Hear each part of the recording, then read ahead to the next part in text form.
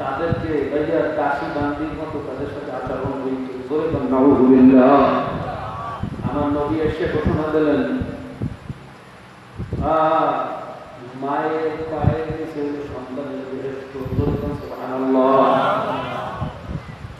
আইয়ুমা রাজুলুন নাকাহা ইসতাকমালা নিসবাতিন ফালিয়াত্তাকিল্লাহ নিসফুল বাকি। যে বিবাহ করলো সে দিনের অর্ধেক বিবাহ করলো, বাকি অর্ধেক হইল মা বাপের ভয় নীতির মধ্যে, ইবাদতের মধ্যে। এই জন্য স্ত্রীদেরকে বলা হয় জীবন সঙ্গী, সহধর্মী, প্রিয়তমা স্ত্রী। জোরে বলেন সুবহানাল্লাহ।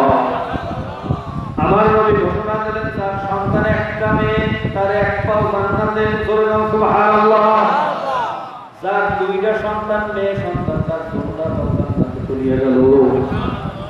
যদি ঈমান